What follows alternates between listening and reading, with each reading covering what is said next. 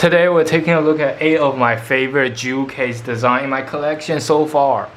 Starting with Brat by Charli XCX. You already know Brat, we heard about Brat, you already know how good this is. We're not here for the music. If you want to fuck with Anthony Fantano. Anyways, this is Brat, the Brat we all know. I printed a little alternative cover, which will look something like this. And yeah, I just like to do something extra with my collection. It feels more personal. Anyways, this is the official one. It's just such an iconic cover, even though the whole thing is super simple. It's a rare occasion that not having many photos or designs actually make this whole lyric book more classy, more Brat. It just fit the vibe of the whole album. A very stripped down, raw, honest, electric, addictive album. She did have one image inside. You know, fun fact, when she made this album, she thought Brat would never hit. So she didn't even bother to make a photo shoot or even an album cover.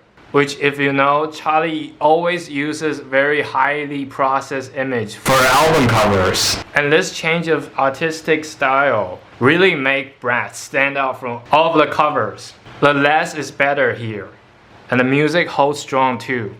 You know, when I found out about Brat, I was very anxious of telling my friends that I was listening to Charli XCX. Because people around me just assume that she's this bitch girl that just make music for bitch. But I really like the energy, you know? It's very addictive, a lot of auto-tune, which I hated until this one. It's just such a classic, and she's making another album very soon. I think that will be even better than this. I'm liking the singles so far. What do you guys think? Well, I will usually shit on these kind of CD design. But it's Brat, man. The simplicity really wins here. I just love this album. A very addictive album. Next, the Velvet Underground, which I didn't buy this album for the music. Obviously, I'm here for the Andy Warhol Banana. You know, I was an art student. In art class, we need to search some, you know, famous artwork. And when I found out about this banana, shit is so crazy that it will be as popular as Andy Warhol. It just surprised me a lot. And the most striking part to me is that this art is attached to an album, which is even crazier to me because I had a hard time connecting Andy Warhol to an album. I don't really know much about him other than some of his most famous works. But hey, here I have it. And I listened to the album, it's not bad. It's a very old album. But it's cool, you know, the banana. I always like to call this the banana album. Yeah, it's just such an iconic one. And inside you got the banana without the peel. Modern art, huh? Modern art. Shit is crazy, man. But yeah, this is definitely one of the weirdest collection I have. Banana.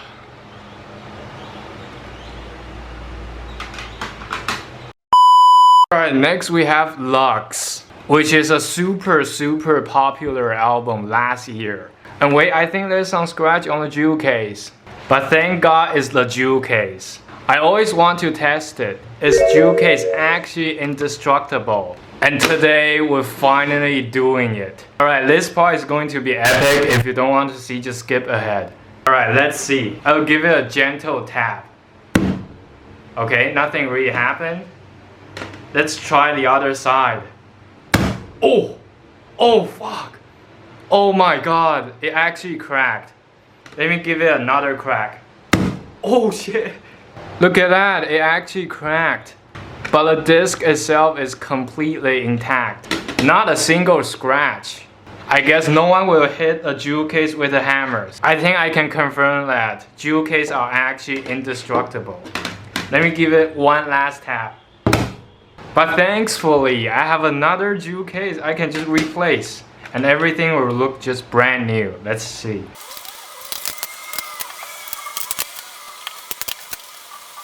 And yeah, there you have it. It's as good as new. Man, I used to hate on jewel case, but now I really get the appeal. Alright, enough bullshitting. Let's look at this CD. So initially, I have no idea what this album is about, since this is not in English. I think this is Spanish. And I remember listening to this the first time. I have no idea what I am listening to, other than the fact that the vibe is pretty cool. And still till this day, I have no idea what she's talking about, because I usually don't look at my phone or anything when I listen to music. But it's probably the most talked about album last year. And I get it, pretty artistic, even to the photos inside of here. But I have a hard time imagining what is actually happening inside. But nonetheless, even though I don't understand a single thing, I still love this.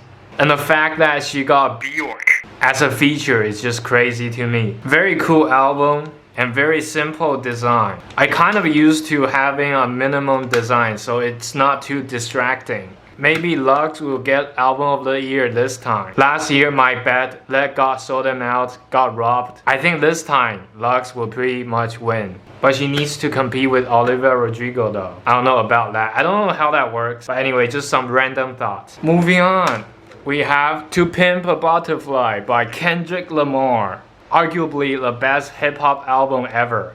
I am not black, like no. And the story inside hardly resonated with me. But I can definitely appreciate the production here. It's very jazzy, very black. I'm the kind of guy who would just laugh whenever they say the word.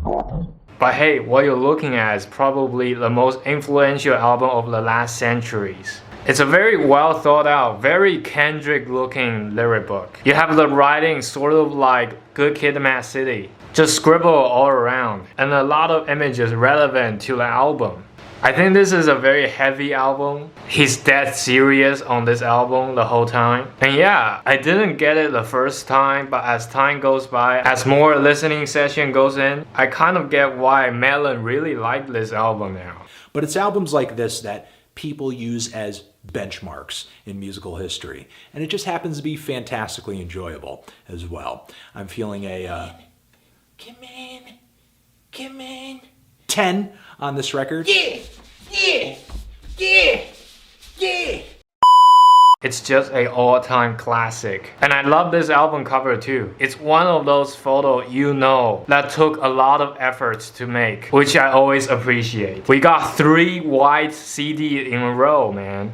But really, I think I start to get the appeal of simplicity over complexity now. Really, at the end of the day, it's just a CD. All you have to do is spin and play music. As long as the packaging protects the CD and the lyrical is decent, everything is fine. So yeah, To Pimp a Butterfly by Kendrick Lamar. Next, we have Charm by Clairo. Before you comment, oh, you are so performative. Man, shut the fuck up, man. I don't think any artist should be labeled as, if you listen to him or her, you're being performative. That's just kind of a racism to me. And I hate being marked as performative. She makes some decent music. I know she sometimes sounds like she's dreaming, she's humming, but that's the whole aesthetic of Clairo. I only listen to her when I feel like I want to chill out. I want to have a slow time. I want to watch the sunset, or I want to have an afternoon tea. That's the whole aesthetic of her. It's great. You don't have to be performative to enjoy that kind of lifestyle. If you agree with me, smash like. Anyways, this is another Japanese bought CD. I don't know why, but I think supposedly Japan just make a little bit better CD due to their standard or something. And they always include these type of paper. And anyways, let's look at the lyric book. And another reason why I listened to Clairo in the first place is honest. Man, she just looks very sexy to me. I admit it, but I like the songs more since she only likes girl. Enough yapping. This is another album that don't have a lot of fancy imagery inside, but at least you have one behind the scene. I just like the overall mood here. Everyone is chilling out, thinking about their own thoughts, having a very normal time. And that's how I felt when I listened to Charm by Clairo. It's just such an unoffensive, stripped down, afternoon tea vibe. And sometimes I really need that. Very simple lyric book, but you also get a black and white version, which I think only the Japanese one have. It's a lyric book for Japanese people.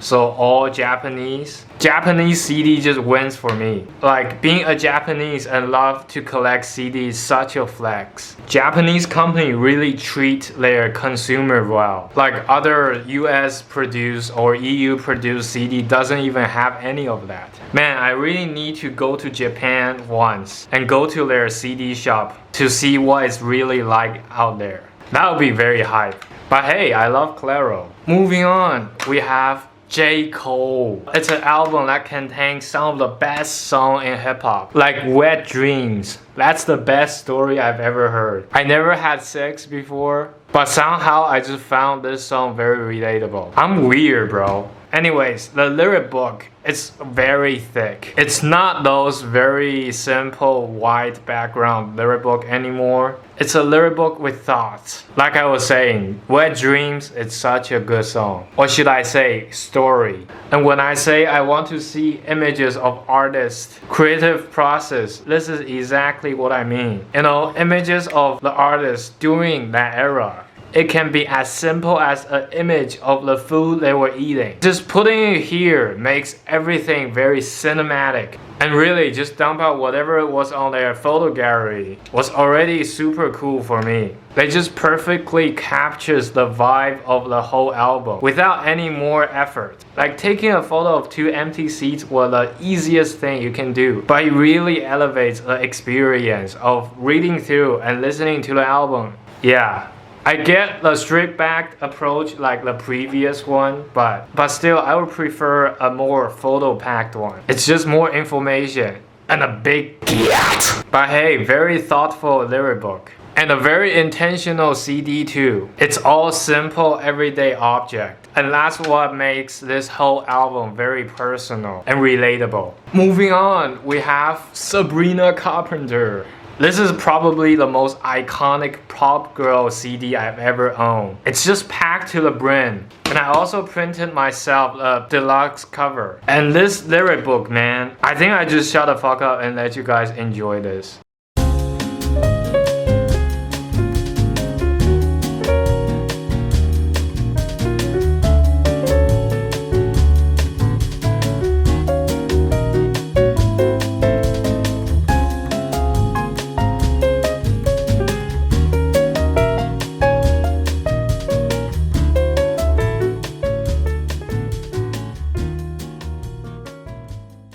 It's the most packed lyric book I've ever owned, probably. And this is just such a fun project. Like any of the Sabrina project these years. Really give us a chance to step away from overanalyzing any song and just enjoy the music at its purest form. So yeah, last one. Dun dun dun dun. It's Charli Puth. This is the album that's sort of like so mainstream that every song here is just so popular.